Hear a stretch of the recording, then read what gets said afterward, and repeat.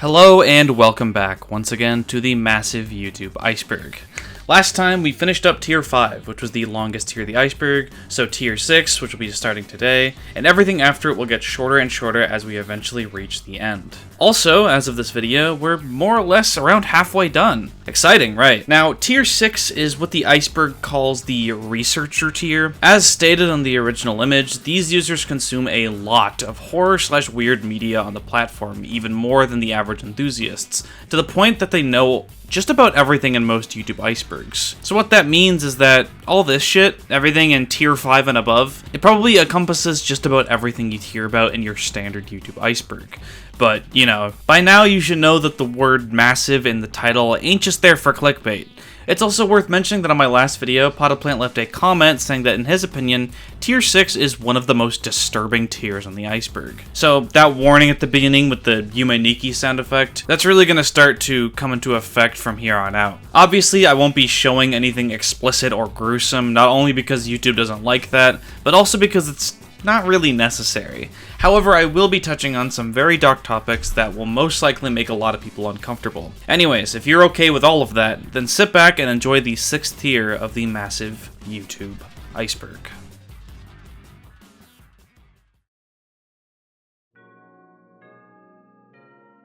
Wow, we're starting off heavy.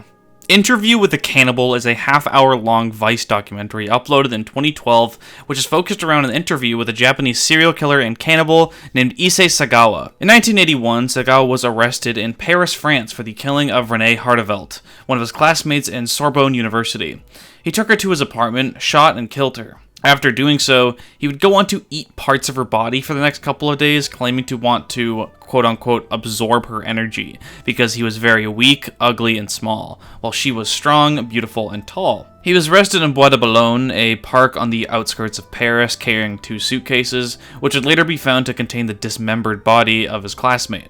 However, thanks to an all too convenient legal loophole, and possibly some nepotism courtesy of his wealthy father, who was president of a Japanese company that specialized in water treatment chemicals, Issei was deemed legally insane, leading him to not be incarcerated, but rather held in a mental institution. The French government deported him to Japan, who in turn declared him sane, but they couldn't lock him up because the court documents were sealed up, I guess, and couldn't be released to Japanese authorities. So Sagawa checked out of the hospital, now a free man, only 5 years after being arrested for cannibalism. From this point, the media, both in Japan and other parts of the world, were really obsessed with him. He would frequently be invited on talk shows to be a guest speaker, wrote a couple books that got officially published, and even was an actor in a Japanese erotic film depicting BDSM called Unfaithful Wife, Shameful Torture. And finally, that leads us back to Vice's interview with the Cannibal, where he talks in detail about his life, crimes, and psychological state. The whole thing is quite predictably rather disturbing, as he talks in detail rather emotionlessly and straightforwardly about all the bad things he did. Now, should we be giving money and publicity to a known cannibal and murderer? No. There's no but there. I just don't think we should do that. My Dark Journal is a YouTube channel that was started in 2010 and is essentially a Slenderman ARG. Centered around a man named Victor who summons Slenderman in order to bring back his dead wife who was murdered in the Holocaust in exchange for loyalty, he then appears to be possessed or brainwashed into doing horrifying actions like murder and stuff like that. Apparently this channel is part of the Slenderverse, a term used to describe the several Slenderman ARGs and creepypastas and everything in between, most of which have a connected universe. Victor is apparently even a main antagonist in a lot of these, such as the Bone Creek story, Compile Truth, and Osiris Chronicles. Jesse Slaughter, now known as Damien Leonhardt, was the internet pseudonym of a minor internet celebrity who was the target of a massive cyberbullying and harassment campaign around 2010 when they were only 11 years old. It started on a site called Sticky Drama, which was once a popular forum to talk about internet celebrities mainly used by teenagers. An anonymous user of the forum posted saying that Davey Vanity, main singer of the music group Blood on the Dance Floor, had manipulated Jesse into a sexual relationship when they were, again, no older than 11 years old. Weirdly enough, the members of the forum were more upset at Jesse rather than, the pedophile. Jesse would begin angrily denying the claims, saying that none of them were true and basically having a meltdown on the forums, which is, a reasonable reaction from an 11-year-old. However, this only served to make them face more bullying on the forums, leading them to make a quite vulgar video on their YouTube channel calling out the haters. This is when the situation caught the attention of anonymous users on 4chan, which is never a good sign. From this point on, Jesse and their family would be bombarded with doxing, spam emails, prank calls, pizzas delivered to their house, and hell, even hired prostitutes to come to their door. Basically, just any way 4chaners could find to harass them happened. It came to the point that Jesse would upload a teary-eyed video that would soon be hijacked by the father, and he had this to say. Right now, this is from her father. You bunch of lying, no good punks. And I know who it's coming from because I backtraced it. And I know who's emailing and who's doing it. And you've been reported to the cyber police and the state police. So you better write one more thing or screw with my computer again. You'll be arrested. End of conversation from her father. You're right, it's fucking gonna come and beat her ass. And if you come near my daughter, guess what? Consequences will never be the same. You lying bunch of pricks. Now, this video is probably the reason why most people know about this story.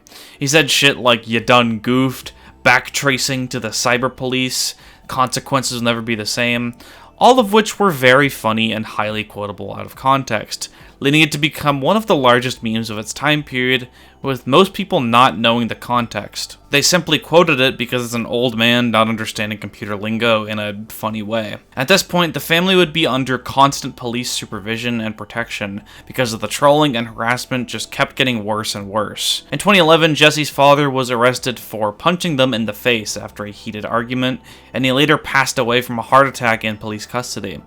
Blood on the Dance Floor, the band that started the whole shit, released an album called Epic later that same year.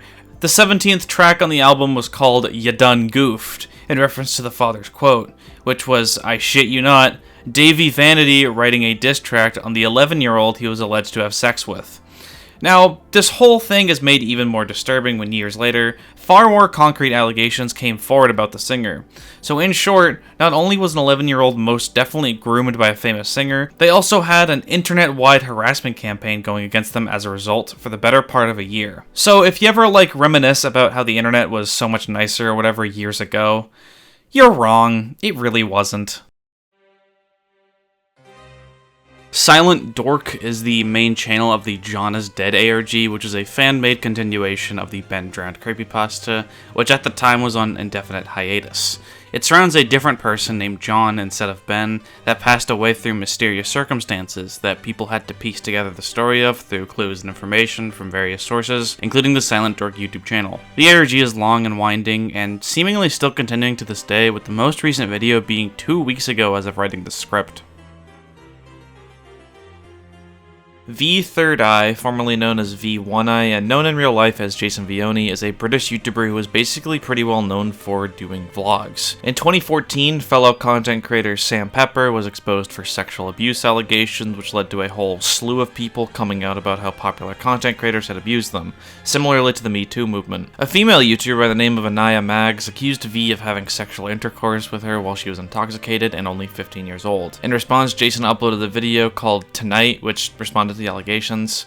This video, which I can't show as he has a tendency to issue copyright strikes, essentially was Jason going, "Yeah, I'm not gonna lie, I did that shit," followed up with a "sorry" at the end. Past this point, there were also a couple other young girls who came forward with their story about Jason, both on YouTube videos, Tumblr posts, and every other social media you could think of, basically. Jason then pretty much evaporated from the YouTube landscape and the internet as a whole, before coming back in 2017, returning to make videos with a new look and focus towards travel vlogs and psychedelic drugs.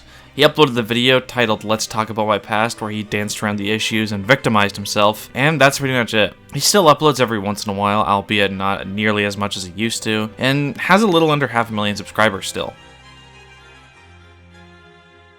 CyberA is a Polish YouTuber who uploads, you guessed it, weird 3D animations. You're probably sick of me saying that by this point. This is one of those that features and parodies popular properties, using a different one in each video. There's not really much that separates this guy apart from other similar users on the site, but you know, they do have a video where Pumpkin from Pumpkin World meets Ed from Goat Burger, so it's gotta count for something.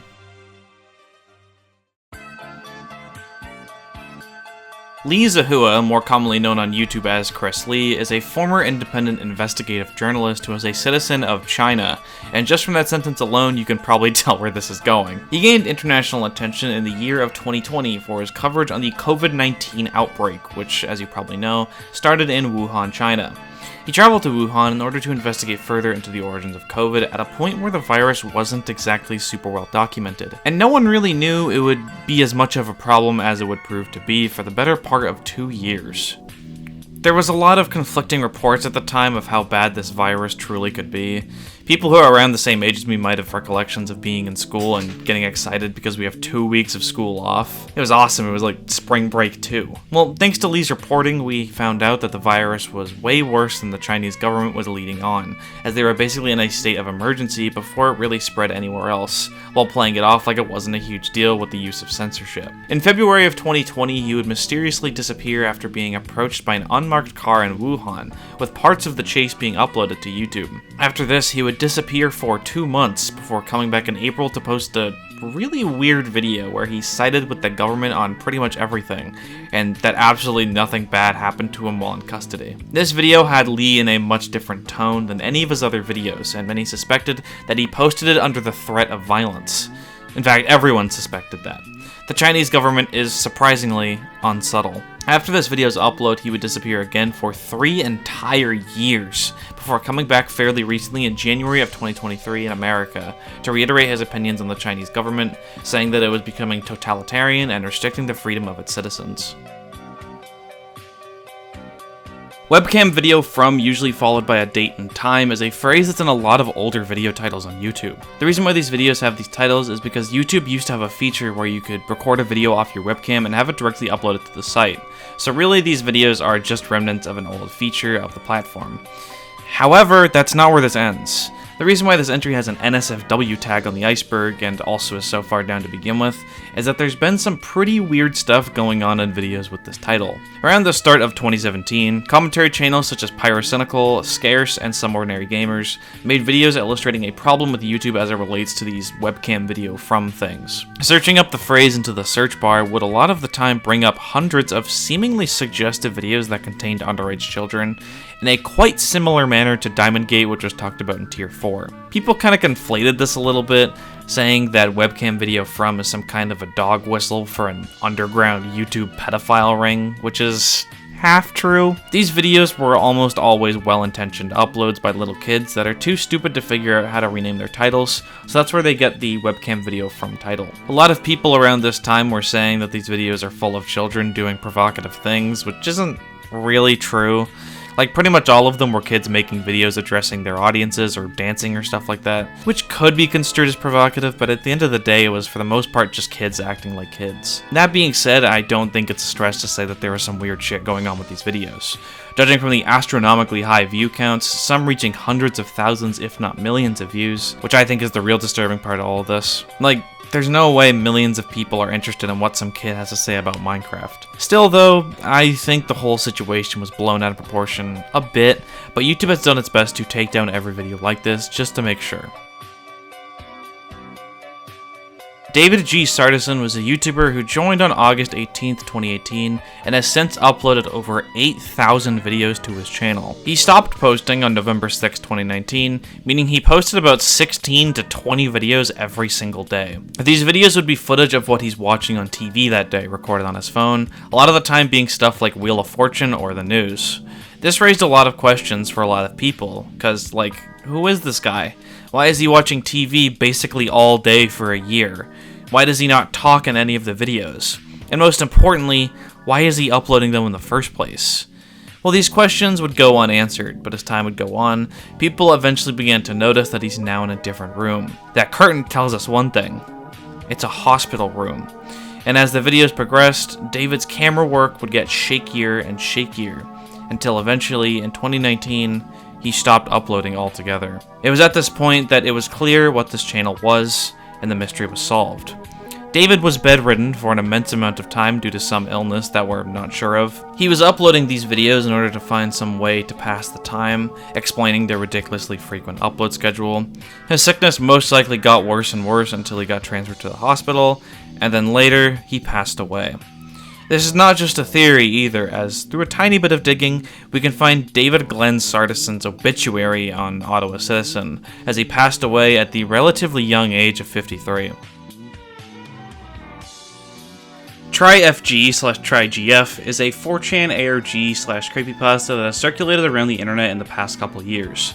Basically, it started with an anonymous user of 4chan coming on to say he unearthed a weird mystery when he searched TryFG or TryGF on YouTube, with the search terms themselves just being a random combination of key-mashed letters. They, alongside a similar post on Reddit, reportedly saw some very strange things when they looked this up, seeing stuff like, quote, straight-up cannibalism, a person surgically attaching the bottom half of a dog to the top half of a cat, maggots crawling out of children's eyes, and people being slaughtered and beheaded. Wow! They also explained that they found a video where someone got brutally murdered and their face chopped off with coordinates in the description of the video. This, coupled with the fact that the video posted seemed a bit too, I don't know, cinematic, basically cemented this whole thing as an ARG. An ARG that is a bit too deep to explain fully in this short amount of time, but it features themes we've talked about before that are very real on YouTube, such as obscure search terms to find weird videos, and Elsagate stuff as well. Go check out Nexpo's video on the subject if you're interested. Ayuwoki dancing on the stairs is a strange 14-second long video of this weird creature walking up the stairs and dancing while Lavender Town and some weird text-to-speech noises plays. Now this creature, played by a person who just has their arms in their pants, is, as the title would suggest, an Ayuwoki, a creepypasta/meme that originates from the Spanish-speaking side of the internet. Its appearance is based on Michael Jackson, more specifically a Michael Jackson animatronic created by Thomas Ringstruff in 2009 and showed off on YouTube. Then in 2019, people began using it in creepypasta videos and giving it the name Ayuwoki, which is a misheard interpretation of when he says "Are you okay?" in Smooth Criminal. And yeah, that basically led to Ayuwoki dancing on the stairs, which had popular use as a meme as well as definitely being something you'd see on full stop punctuation. Weirdest video you will ever see, guaranteed, is probably a pretty apt title for the video in question. It's a Japanese video, because, of course, and I don't really know where to start. It begins with this guy shitting out a nutsack while squirting fluid out of his elongated nipples, and then a young girl starts swinging a tennis racket in front of him. Then in the next scene, he starts pulling these creatures out of his pants and throwing them to the tennis girl.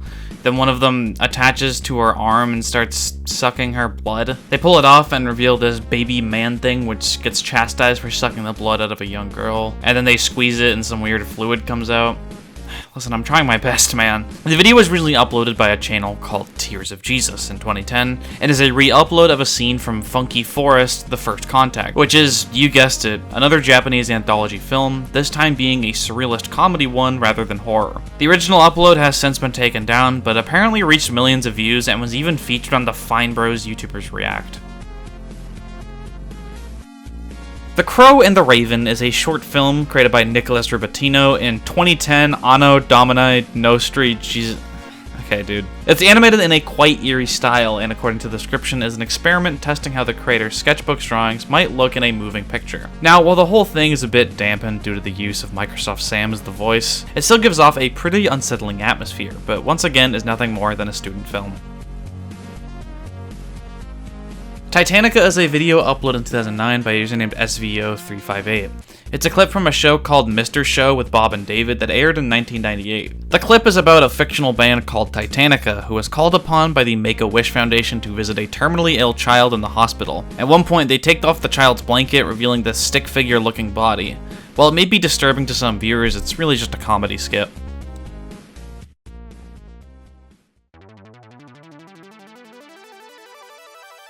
Well, it was only a matter of time before we started talking about this. GoAnimate, which is now called Beyond, but I'm not calling it that because it's stupid, is a video creation platform that allows users to make amateurish animations using pre-built characters, scenes, and props that have an art style somewhat reminiscent of Family Guy and other adult cartoons like that. Now, GoAnimate was first created for uses like teaching, class projects, marketing, and things of that nature. However, when YouTube users got a hold of it for recreational use, things got a bit out of hand. Very quickly, a culture of GoAnimate videos on YouTube began to form that really feels like it has some familial ties to the closing logo / grainy fatum people. And you could also compare it to the gotcha tubers mentioned in Tier 5, though I'd argue the GoAnimate people are much, much weirder. This strange subculture quickly hyperfixated on one scenario that was ridiculously prevalent: grounded videos. Now, you might be thinking, grounded videos? Like, when you do something wrong and your parents tell you you're grounded? Yeah, exactly that, actually. More specifically, they make these videos where Caillou, from the children's show of the same name, does some horrible thing, and as a result, his parents say he's grounded for 1 million years, usually complete with the horrible text-to-speech voices that are provided with the program. Caillou, how dare you flap over the table? That's it. You're grounded for 16 months. We're not taking you to Chuck E. Cheese's tomorrow. Also, you will be forced to watch baby shows like Paw Patrol, Sophia the First, The Backyardigans, Higglytown Heroes, and more. Once we get home, there will be punishments. Get in the car right now. Now, I believe that the first one of these was Brian Gets in Trouble at School by Adam Kleinschmidt 2003, and at some point people just really wanted to see it be Caillou who gets punished for his actions, which I guess is fair. Caillou is a little shit in the show. But man, people create these long-ass animations with hundreds of thousands of views of just Caillou being grounded. And sometimes, people take their hatred for Caillou even further, with him going through what's called a punishment day, which, according to the GoAnipedia, 10,000 pages by the way, is a discipline technique used in the GoAnimate universe, where the goal is to inflict as much pain or suffering to the receiver as possible, with the receiver sometimes dying before the punishment is even finished. The wiki provides examples of this, like getting whipped, tortured, beaten, and even skinned alive or molested, which again, this is a checks notes preschooler. Now, the wiki also lists some stranger forms of punishment that would be conducted on these quote-unquote punishment days that are more just weird than cruel. For example, confiscation of candies, toys, and rewards, watching an annoying baby, horror, or otherwise boring video, movie, or TV show, or listening to baby music, adult music, loud / very loud rock music for more hours straight, whatever the fuck that means. Taking either a cold 360, poop, pee, or hot shower, deleting their social media account, forced to play games, screaming at them, even inside ears, the whole world, and of course, getting sent into a scary logo, because everything needs to come back to fucking logos. Now, we don't really know who makes these videos or why, but I have a hunch it's little kids, because I don't really know who else would be putting skinned alive on the same list as having your candy and toys taken away. But either way, these videos feel like a strong affront to God, and anyone with that level of cruelty in their heart for a 4-year-old on a children's cartoon needs to, like, see someone. Also, something that I'd like to mention that I didn't know where else to fit in this entry is GoAnimate the Movie, which is, again, according to the GoAnipedia, a animated film that released in 2013 and grossed $613 million at the box office, becoming the second highest grossing animated film of 2006. I can't even get their story straight. Now, you look at this fake movie with massively spread false information, and you might be reminded of another fake movie with massively spread false information on this Iceberg, that even has the exact same format of poster that they stole from the South Park movie. Well, I should correct myself. These aren't fake movies, you can definitely watch them, but they're both very similar in that they're nigh unintelligible, and definitely did not make millions of dollars at the box office, or was even at the box office in general. Okay, hi. I'm recording this during editing, but it's recently come to my attention that the GoAnimate movie and the Greeny Fathom movie are like the exact same movie. Like every line of dialogue and like scene is the exact same between each movie. You can there's a video by this person Evelyn Middleton that you can check out. And yeah, it's literally the exact same movie. So, which came first? Nobody knows. Everybody's arguing in the comment section because the fucking wikis keep posting the wrong dates. So, Yeah, I just needed to add in that bit. Now, as I said earlier, GoAnimate rebranded to Vyond in 2018, most likely in an effort to free themselves from the GoAnimate name, because let's face it, having Caillou torture videos show up as the first thing when people search your brand is most likely a PR nightmare. However, the Caillou videos aren't going anywhere anytime soon, as it would seem. People just can't get enough.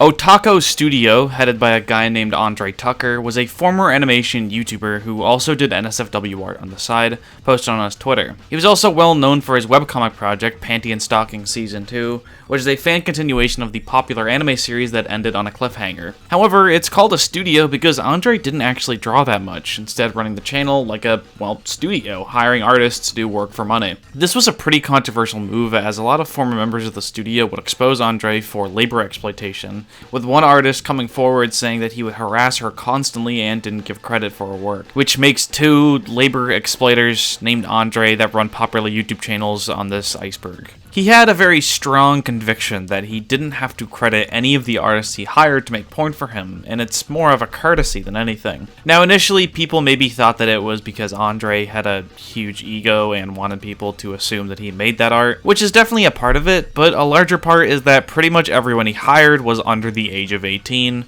drawing porn of characters that are under the age of 18, for a guy who's in his mid-20s. In fact, he would sometimes even have his quote-unquote workers take images of themselves and pose for him in the defense that it was for reference. But hey, lolicon isn't pedophilia, right? He would also sometimes pose as a character named Riley Rileyson, an 18-year-old girl, which he would use to get nudes. There was so much horrible shit going on with Andre. He's like the final boss of greasy Twitter artists, and the only reason more people didn't know is that he often threatened legal action and DMCA takedowns against those who would make videos about him, which is definitely something an innocent person would do in the situation, right? Well, innocent is what Andre would prove to not be. As if this person couldn't get even more comically evil, on April 25th, 2019, Andre found an online ad posted by two men named Tony Davis and Arthur Gilder, where they were offering a 12-year-old runaway girl up for prostitution. And of course, Andre, being the sex pest that he was, took up the offer and, well, got arrested in Beaumont, Texas for sex trafficking. I would say I'm surprised that's where this story went, but I'm really not. The Otako Studio social medias were all pretty much wiped by former collaborators, or rather victims, after this news, and as it stands, he's currently rotting away in prison. This video, which translated to English is titled Toyul Sightings in the Bogor Area, is a video from Indonesia of a supposed sighting of a Toyul, which according to Wikipedia is a creature in Indonesia and Malaysian folklore that's this undead baby zombie that's typically invoked as a helper for shamans by means of black magic that will rob people of their riches. The video we see before us was uploaded in 2009 by a channel called Metatrolic TV, and apparently is too low quality for anyone to realize it's just some naked guy crawling around on some people's back porch, who seem pretty chill about what's supposed to be the undead soul of an infant.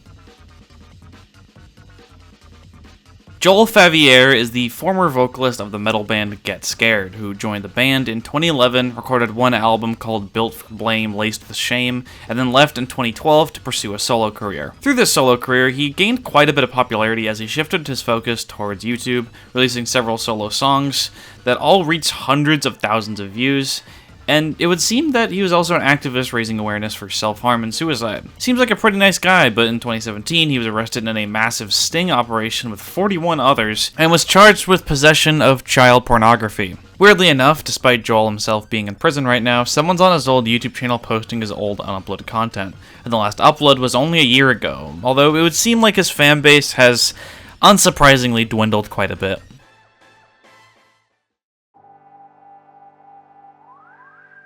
Alex McKechnie, better known on YouTube as Exerbia, is a British YouTuber who's quite popular on the platform, having over 2.5 million subscribers, uploading quite frankly amazing thought-provoking videos about life, philosophy, artificial intelligence, the future of humanity, human consciousness, and stuff like that, in a very personal and charming way. It's not hard to understand why he has such a large following, however, there's a particular part of his life that for some reason I'd imagine most people who watch his content are completely ignorant of. In fact, I actually considered myself a fan of his content before before researching for this series. However, something came to light in 2021 that forever changed the way I look at his content. In 2016, Xerbia was a smaller YouTuber with only around 2,500 subscribers. It was at this time that he got into contact with a fellow content creator who made content somewhat similar to him named Pike Rolofs. Immediately, he lied to her about working for the Large Hadron Collider in Switzerland. It was through this false prestige that he would convince her to participate in Experiment A. Now, what is Experiment A? Well, I'm kind of having a hard time learning what it all means, but I'll try to break it down as simply as possible in order for both you and I to understand. Experiment A is a pseudoscientific experiment that Alex came up with based on the idea of synchronicity, a psychological concept that exists basically when, for example, you hear about something for the first time, maybe a song, and then it starts to feel like it's everywhere as you begin to notice it more and more. And basically, Alex abused and orchestrated this idea of synchronicity to gaslight Pike in a manner that's quite similar to how historically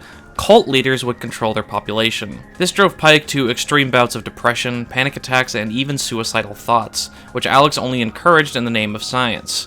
I swear, it sounds like some fucking supervillain type shit. During this experiment, Alex allegedly sexually assaulted Pike, leading her to be hospitalized, and while she was in the hospital, kept talking to her about death and the experiment and synchronicities and stuff like that. Whenever she tried going to the police about her situation, it took them a while to take her seriously, as she was a psychiatric patient as a result of the very thing she was reporting. This is actually a huge media controversy in Bulgaria, the country they were staying in at the time. Alex apparently used his subreddit r/Xerbia to push false narratives about the situation, and was even kicked off the moderation team for his own subreddit. Nowadays, Alex doesn't even seem to acknowledge the allegations, and his viewers are for the most part none the wiser, with his following up 1,000-fold since the experiment started. What I said was just a fairly abridged version of Bullet Berry's The Xerbia Criminal Case Explained, so go watch that if you want to be more informed about the case. Kelly Stapleton was a pretty small YouTube channel which was mainly just a place for her to upload videos of her and her family. The videos start out like mostly wholesome moments of Kelly and her daughter, Izzy. However, as the videos progress, a greater focus is shifted towards Izzy's severe autism and how Kelly struggles to parent her as a result. Kelly would oftentimes abuse her daughter in an effort to stamp out her autistic tendencies, and by that I mean minor shit like avoiding eye contact and stimming. Kelly put Izzy under applied behavioral analysis, also known as ABA, which is a practice that has now been widely criticized and more or less just acted like her daughter having autism was like the end of the world. Izzy lashed out, sometimes violently, which was documented on Kelly's YouTube channel. At some point, Kelly lost hope and in a last-ditch effort, attempted to kill both herself and her daughter by locking them in a van with 2 lit charcoal grills. They were both rescued after Matt Stapleton, Kelly's husband, called the police and freed them both. They both suffered carbon monoxide poisoning and brain damage from the incident and were hospitalized for days. Later, Kelly Stapleton was charged with attempted murder and pleaded guilty in 2014, sentenced to 10 to 22 years in prison, while Matt gained custody over Izzy. The media reaction to this story was really weird, oftentimes focusing more on how Kelly is a victim of her autistic child and being really sympathetic towards her. Sympathetic to a woman who attempted to murder her child, not the actual child who was the victim of an attempted murder. There are also a lot of news articles saying that murdering her child was her only option, and how she was even featured on Dr. Phil, who also sympathized with her decision on one of the most popular reality TV shows in the country. I think the general populace's views on autism are significantly better than when this happened around 2014, but it's still insane that this is ever how anyone reacted to this.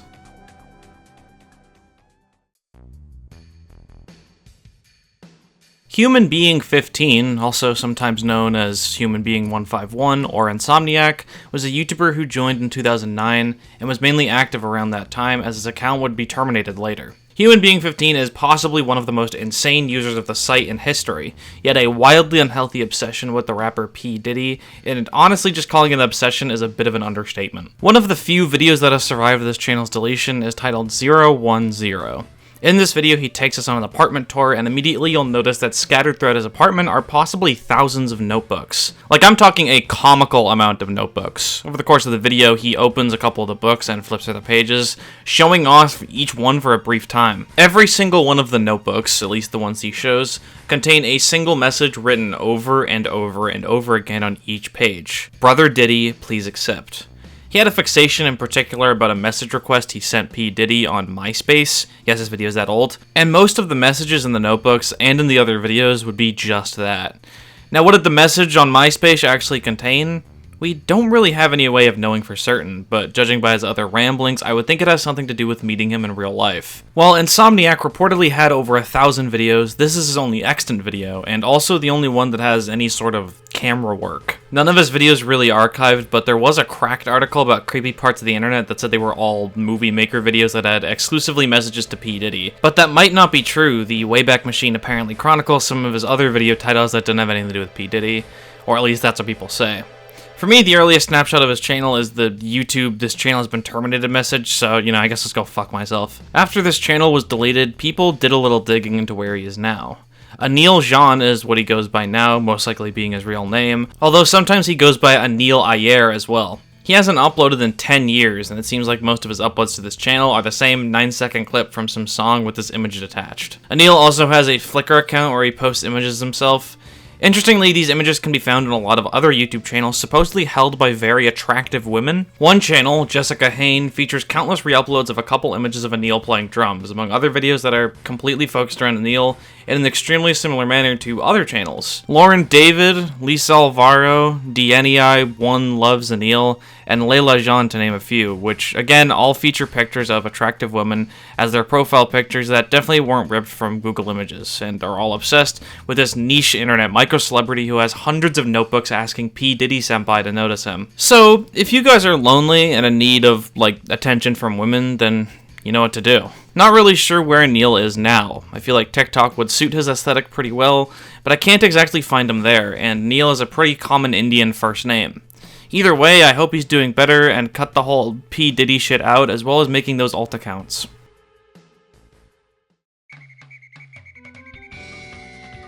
Court K is a bizarre YouTube channel that was created in 2018, although it has since been renamed to Medical Panorama Medico. It was first discovered on r/deep into YouTube with a video called Human Heart Visualization Understanding Heart Failure that was an educational video describing how heart failure works and how to prevent it. The poster, followed by the commenters, noted that they were a bit worried for the two women narrating the video. The way they were moving felt noticeably off, and they seemed to have a great deal of difficulty even getting their words out. Many theorized that they were either scared or under the influence of drugs.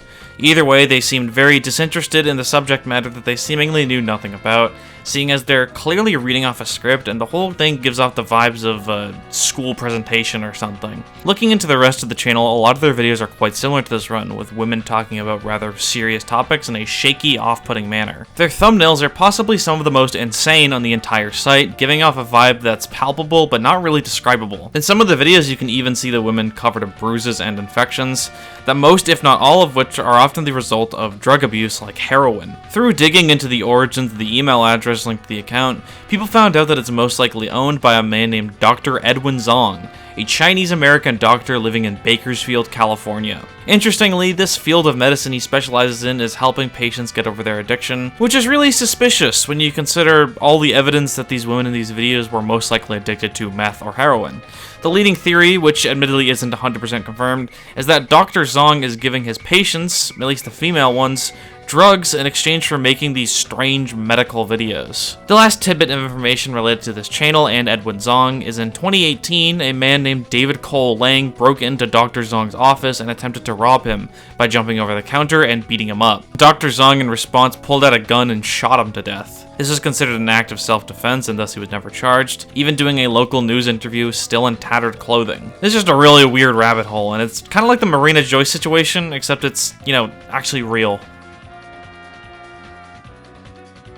Cocomelon is the second most subscribed YouTuber is just kind of an objective fact. After PewDiePie lost the subscriber battle, he began to fall in the ranks, first to Cocomelon, then to Sony Entertainment India, and most recently to Mr. Beast. I don't really know why this is even on the Iceberg to begin with, much less in tier 6. I was going to point out that it's kind of weird when most of Cocomelon's audience can't make YouTube accounts, but apparently you can subscribe to people on YouTube Kids, so, huh. Kinda related, but did you know they have run Cocomelon on cable TV? Like, sometimes it plays on, like, Cartoon Network. Kinda weird.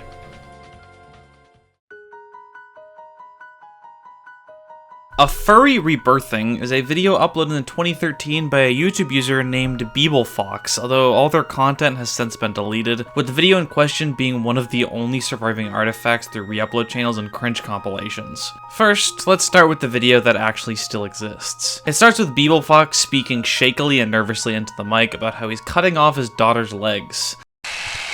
Hey everybody, BeebleFox here. You're probably wondering what I'm doing. Well, I'm cutting off my daughter's legs. The daughter in question is some life-size doll that he's taking a chainsaw to dismember all the body parts of, saying that he's doing it for some criminal, furry, deep web community called the Indian Spirit Community. Because everyone knows that the best way to make something scarier is to say it's from the deep web. Once he's done dismembering the doll, he begins wearing the legs and also puts the head on a stuffed animal while some creepy music plays. By the end of the video, he shouts out beastform.com, which is or was a real site advocating for bestiality. Pretty creepy.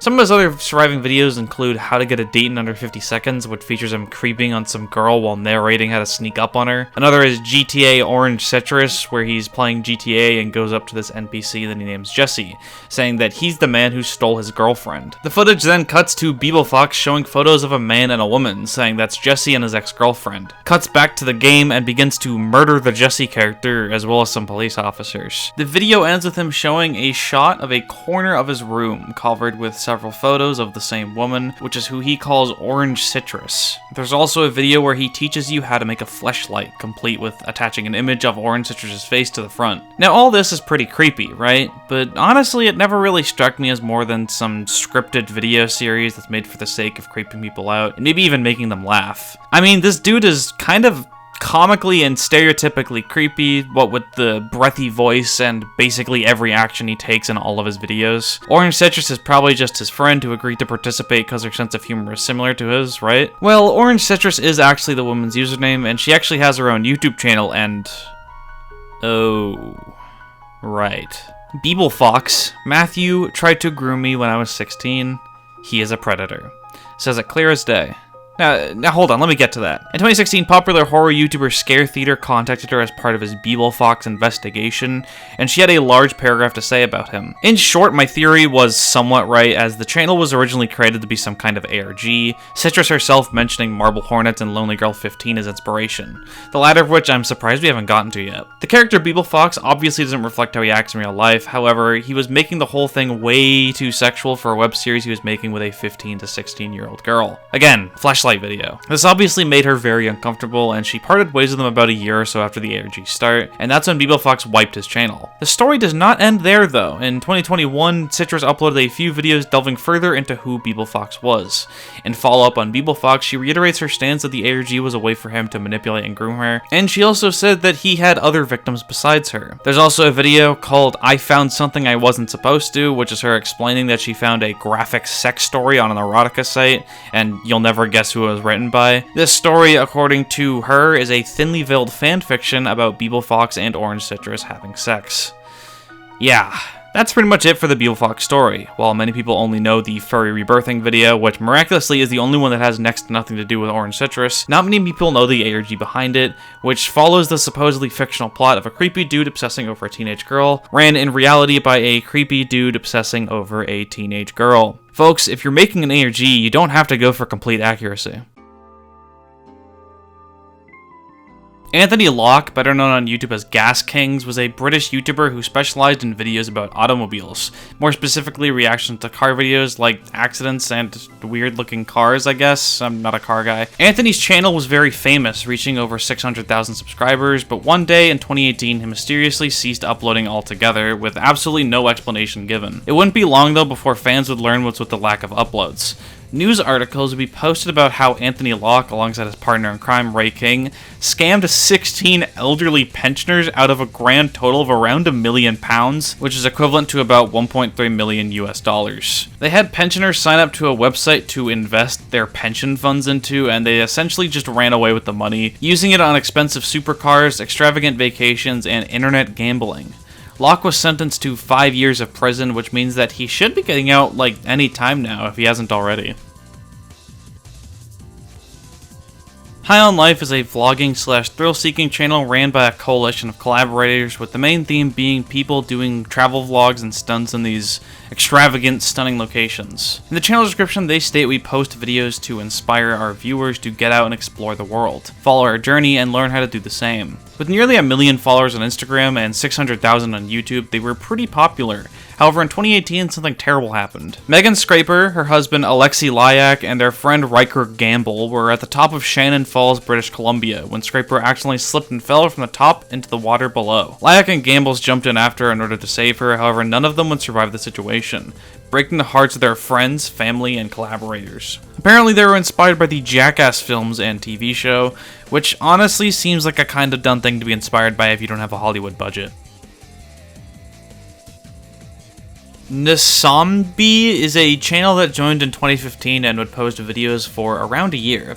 The videos would be creepy, although it's pretty standard ARG stuff to be honest. From what I can gather, it seems to be a channel that's a part of a larger ARG called Cave of Shadows. The plot of the ARG is something to do with a mysterious group of people called the System that does some nefarious things behind the scenes of society. The ARG used some real-life murder cases like Rob William Pickman and the disappearance of Michael Dunahee to tie itself together, which is kinda weird, but whatever. I don't really feel like delving super in depth to this one, so Scare Theater. Description. You know the deal. Jared Lee Loughner is one of the most infamous mass shooters in US history, as in January 2011, he headed to a constituent meeting in Tucson, Arizona, and opened fire, killing 6 people, including federal judge John Roll, as well as a 9-year-old girl, and injuring 15, including the main target of the shooting, US Representative Gabby Giffords, who prior to retirement was a huge advocate for gun control. Really showed her and the world that guns don't need to be controlled, I guess. After his arrest, he was diagnosed with paranoid schizophrenia, which can be exemplified in his rant video he uploaded to his personal YouTube channel 4 months before the incident, called Genocide School. In the video, he walks around his school's campus, Pima Community College, saying some nigh incomprehensible ramblings about how the school is torturing the low-income students in an unconstitutional way. At one point, he runs into one of his professors, and this interaction happens. How's it going? Thanks for the bee. I'm pissed off. What's that?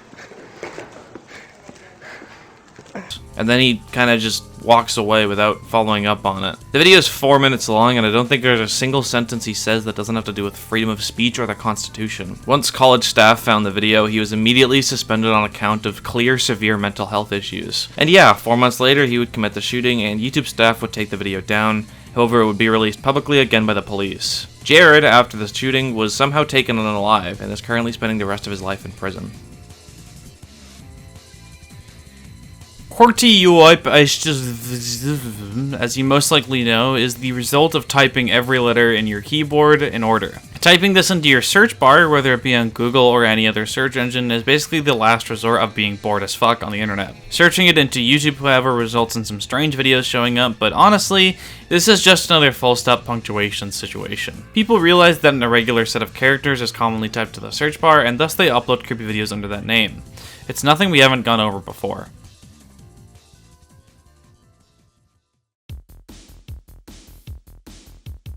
Towerdog is a mysterious anonymous burner Twitter account that was created in December 2017, and their bio states that they're a YouTube watchdog. The meat of the account can be found in the twitlonger they posted immediately after creation. They start off by saying that they are a YouTuber posting anonymously in order to evade punishment for leaking details. They say that they were contacted by someone who was a fan of their content. The contact worked for a company that had some kind of connection to Google and YouTube. The unnamed company took a job posting for web search evaluators and signed a non-disclosure agreement, which they're breaking with this post. After that, it was revealed they weren't web search evaluators, but rather they would be in charge of demonetizing YouTube videos based on certain criteria that the poster provided Imgur screenshots of. The major takeaway from the screenshots is that if a user wouldn't feel comfortable watching the video in a public space with the volume all the way up, then they should always shoot the demonetization gun. They were also told that if they were on the fence about any of these rules listed, they should always choose to demonetize to be safe. Finally, if the reviewer doesn't find a rule that the video breaks, but they still have a personal belief that it's sensitive or inappropriate, they're allowed to have a video demonetized. They also relayed that there was a secret meeting which tied into the issue, where YouTube held a meeting with select creators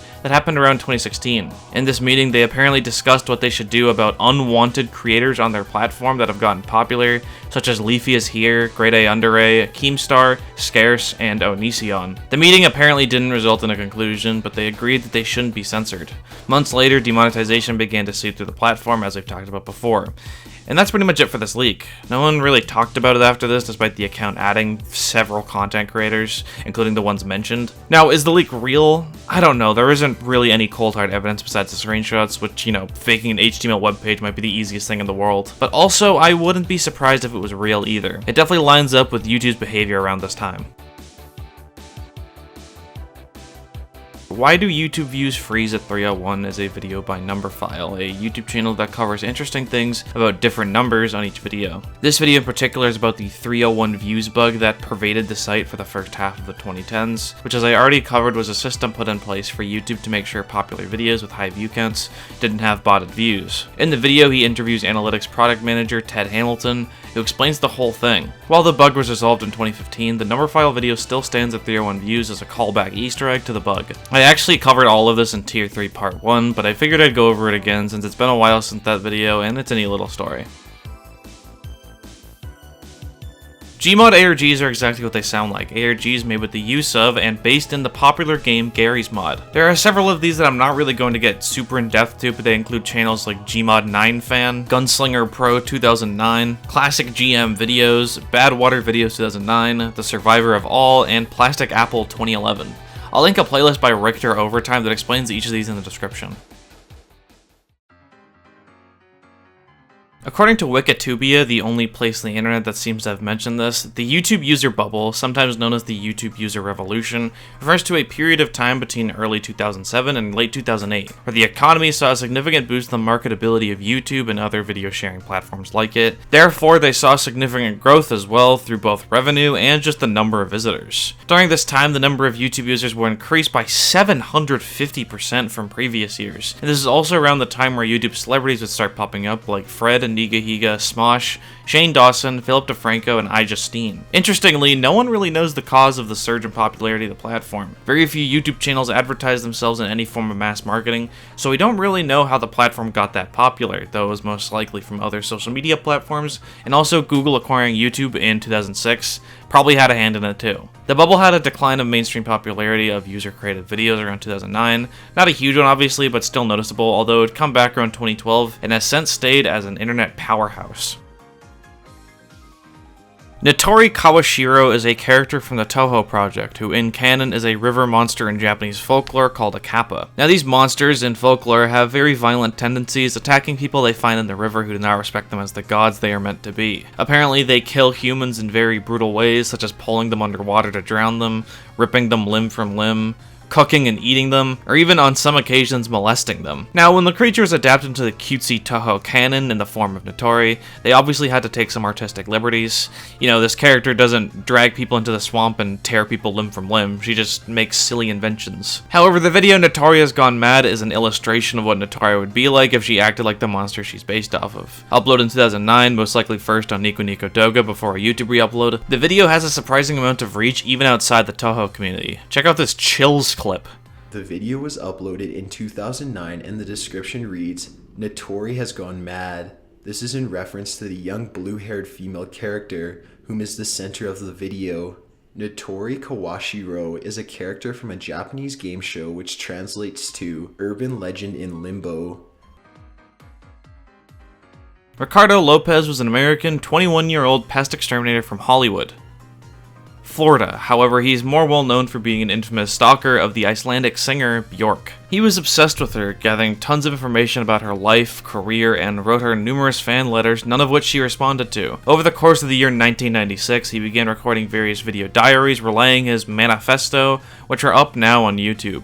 In the videos, he would give insight into his life and views. He had very poor self-esteem and was extremely reclusive, and in all honesty had a lot in common with the incel movement of the 2010s, saying that there was no possible way for him to ever find love thanks to the fact that he was overweight and had gynecomastia, a condition where men will have abnormal growth in breast tissue thanks to an imbalance of hormones. Despite this, he was still delusionally obsessed with Bjork, an obsession that was completely disconnected from reality. Another thing Lopez had in common with the modern-day incel movement was racism. Around the time he was making the video diaries, Bjork got into a brief relationship with the African-American musician Goldie. Lopez was betrayed by this, the fact that she would get into a relationship with a black guy instead of him, because clearly Lopez had so much more to offer her. In the video diaries, he fixates on the fact that he's black, even calling him slurs.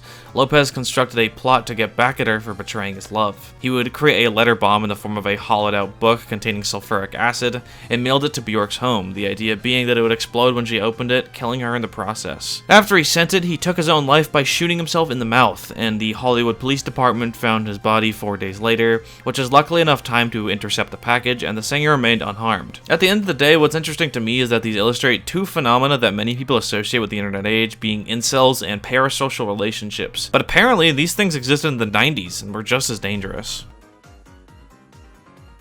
Horned Grandma is a video first uploaded to YouTube in 2006 by a channel called Nemens. It's very low quality and features a grandma with this swirly horn coming out of her forehead. The video has utterly bizarre editing and voiceover that's barely intelligible. Halfway through, Grandma gets mad that you're not coming over to get kisses, so she turns into this weird alien thing, and that's pretty much it. The video was apparently originally created by Davey Force, who has a YouTube channel showcasing his other anti-mations, as he calls them. On Davey's original upload of the video, he says that the short has appeared at numerous film festivals such as Refest 98 and Spike and Mike Twisted.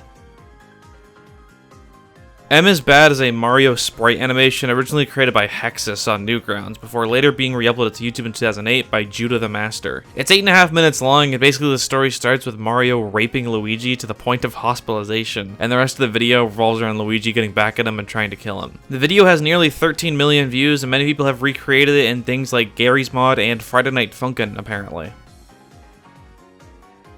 Surgery videos are fairly self-explanatory. On YouTube, you can very easily find several videos of people having surgery done on them, mostly uploaded by health organizations or doctors for educational purposes. YouTube permits these to stay on the platform despite having pretty clear-cut rules against gore and stuff like that, because they have exceptions to pretty much all their guidelines if it's done for educational, documentary, scientific, or artistic reasons. I don't know how much they hold up that artistic bit, but the rest of it is for the most part true.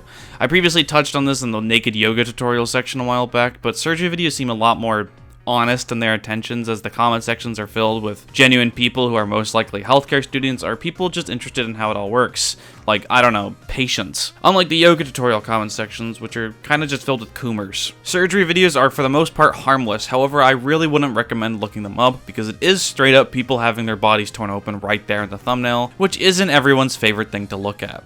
Still though, it's quite interesting how they're just up on YouTube. On YouTube, there are tons of animal rescue videos where content creators find some small animal that's in pain or is starving or something, and rescue it from its unfortunate situation, whatever that may be. It's not hard to understand why these videos are so popular, as it's like, you know, a wholesome 100 Reddit Chungus moment. However, a disturbing trend arose within these channels around 2020. Many of these videos are staged, which doesn't sound that bad until you realize what the process of making a fake rescue video would be like. You know, like I said, every rescue video has an animal in a bad position before a heroic uploader swoops in to save them. But in order to stage it, the animal would have to be put in that situation to begin with. Let's look at an example that many channels like Mudahar and Nick Crowley would use in their videos on the subject. KM Animal, a channel that had only around 200 subscribers. They had only two videos, one of which is the initial rescue and the other is the recovery video. The first one is apparently an abandoned puppy that the channel claimed is attacked by a much bigger dog, more specifically a bite to the neck. Well, if you look at the video, the dog, noticeably, does not have a bite mark on its neck, but rather a single wound that looks more like a slice mark, created by perhaps a blade. The other video shows the puppy fully recovered with the wound not even seeming like it was ever even there. Now, a wound like that would take months, maybe even years to heal, and by that point the puppy wouldn't be a puppy anymore, instead be a fully grown dog, which it's clearly not in the video. So most likely this channel, KM Animal, did the quote-unquote recovery video first, and then for the rescue video they took a knife and gave the dog its wound. A really big piece of evidence towards this theory is that the person who runs the channel is so dumb that they actually uploaded the fucking recovery video first. Thanks to coverage by the aforementioned large YouTubers, the story spread to mainstream media outlets like Vice and even a lot of animal protection organizations like National Geographic. However, I couldn't find anything about YouTube taking any kind of large action against these videos. But hey, at least they removed the fucking dislike button, right?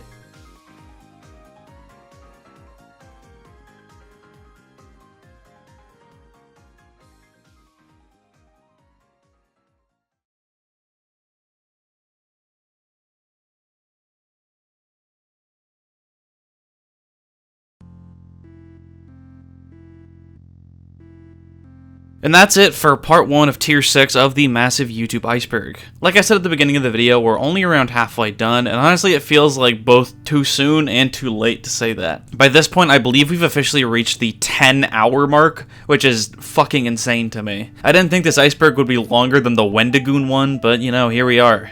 This part of the series in particular, as I said on the community tab, yes I use that sometimes, has been my favorite, or at least the most interesting one to do so far. A lot of the entries in this video took a long ass time to cover, which in my opinion is a lot more interesting than just a bunch of rapid fire videos where I don't have much to say other than this is a weird art project or ARG. In other words, tier 6 has a lot of substance, and taking a glance at the other entries here, that's a trend that will probably be a thing for all 3 parts. Shit's also getting pretty tough to talk about too, both in terms of complexity and also just how fucked up some of these are. But hey, that's icebergs for you, alright? Either way, thank you to my Ko-fi supporters, thank you to Pot of Plant for making the chart, thank you to me because I'm awesome, and thank you to you, the viewer, for watching. See ya.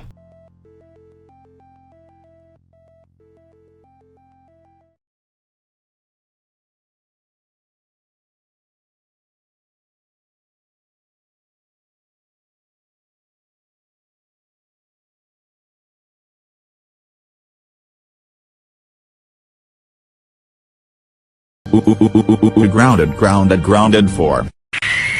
Why?